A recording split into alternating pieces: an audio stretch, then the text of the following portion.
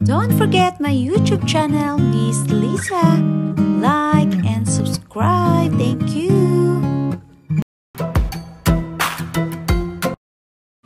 Hi everyone! Today, sasamba kasi kami ngayon. It's Thursday, kaya kasama ko yung asawa kong magsamba. At habang namang isa, iiwan lang namin sa kanyang tita Matit o sa kanyang tagabantay noon, yung baby pa siya. Iiwan lang namin sa kanyang yaya. Mag-ayos muna ako para pagising ni Kyle, papainumin ko na lang siya ng gatas at hindi na ako mag-aayos. So buhay nanay talaga, pag may lakad talaga, hindi ko talaga malilimutan na magkikilay talaga ako at maglagay talaga ako ng lipstick para maganda namang tingnan kahit minsan lang, di ba? Iiwan sana namin si Kyle ila mama pero tulog pa kasi siya kaya dito na lang sa bahay namin siya iiwan kasama yung tagabantay niya na si Ate Matit. Kilay is life talaga sa akin. Aminin nyo, kayo rin mga mami, kilay is life rin kayo, di ba? Habang ako naman naglagay ng lipstick sa bibig ko, napaisip ako na enjoy muna lang natin yung buhay natin dito sa social media. Bahala na si Batman kung anong mangyari sa atin dito. Basta sa akin, enjoy lang ako.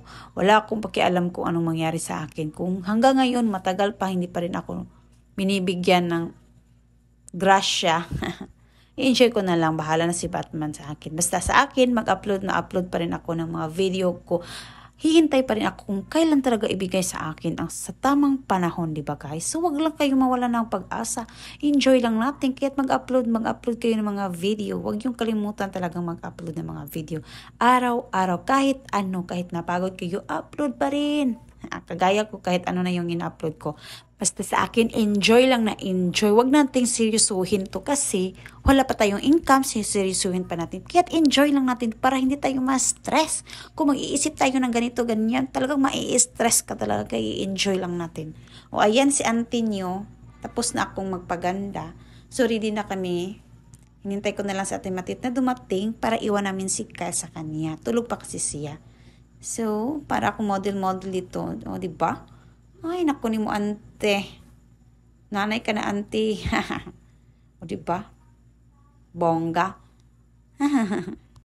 So, ayan, dumating na pala sa Ate Matit. Kaya pupunta na kami doon sa bahay-sambahan. Grabe ang init ng panahon. Tingnan nyo guys, ang sikat ng araw. Mainit pa rin kahit alas 3:30 na ng hapon. So, malapit na kami sa bahay-sambahan. Ayan lang muna for today's video. I hope na nagustuhan nyo. Thank you for watching. See you next time. Bye!